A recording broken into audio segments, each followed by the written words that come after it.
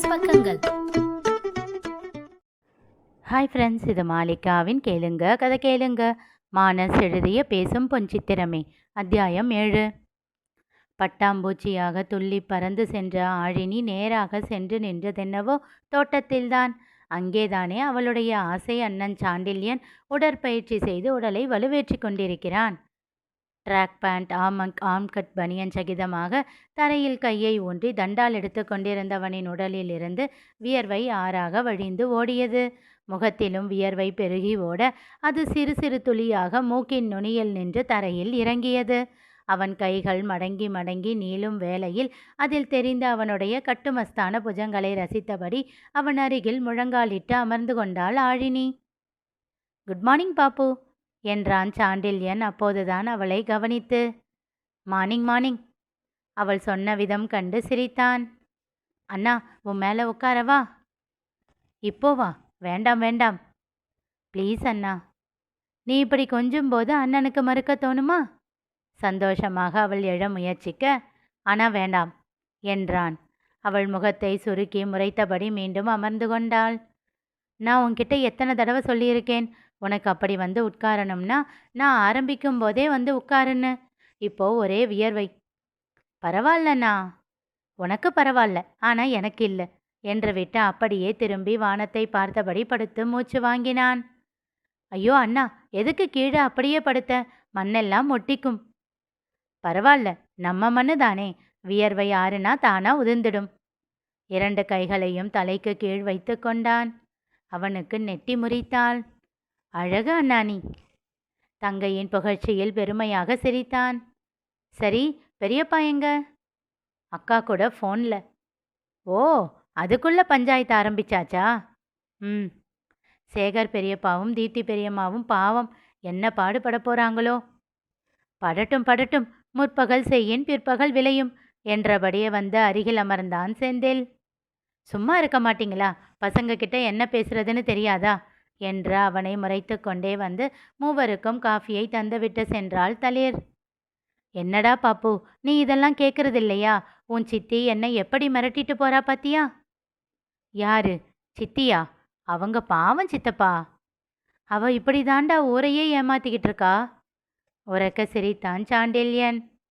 பா, என்னப்பா, ரூம்ல வச்சு உங்களை நல்லா வெளுப்பாங்களோ?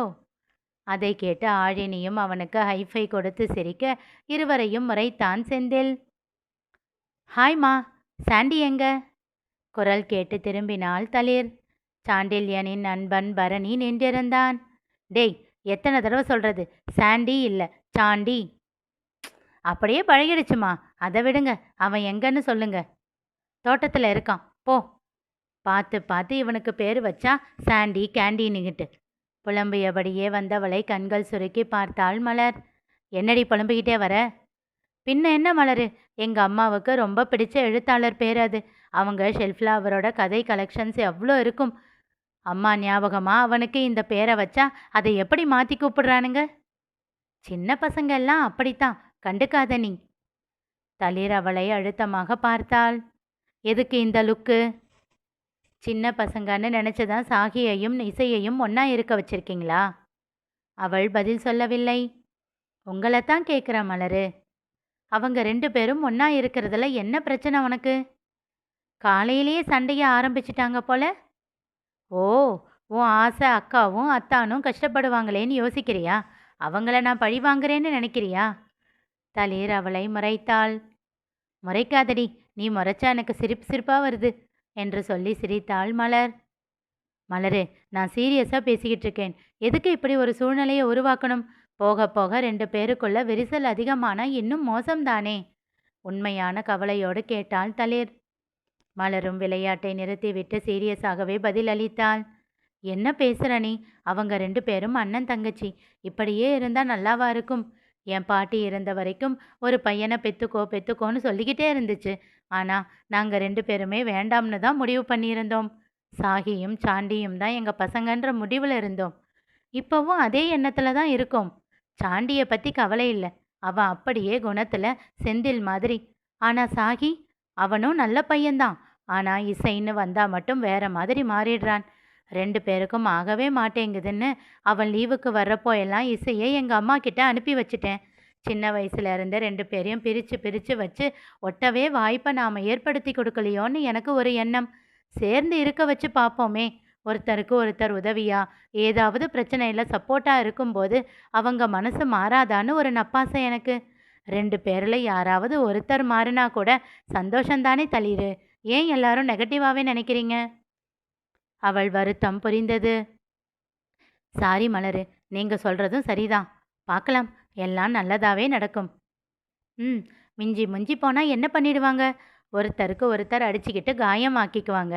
இல்லையா, வார்த்தையால சண்டை போட்டுக்குவாங்க. வேற என்ன பண்ணிட போறாங்க? நிச்சயமா அதுக்கு மேல எதுவும் நடக்காது. ஒருத்தர் வாழ்க்கையை இன்னொருத்தர் அழிக்கிற வேலையை நிச்சயமா செய்ய மாட்டாங்க. 2 பேருமே நம்ம வீட்டு பிள்ளைங்க தான். எனக்கு அந்த நம்பிக்கை இருக்கு. மலர் சொன்னபோது அறியவில்லை, தன் மகளே அந்த வேலையை செய்யப் போகிறாள் என்று. இசை செய்யப் போவது என்ன?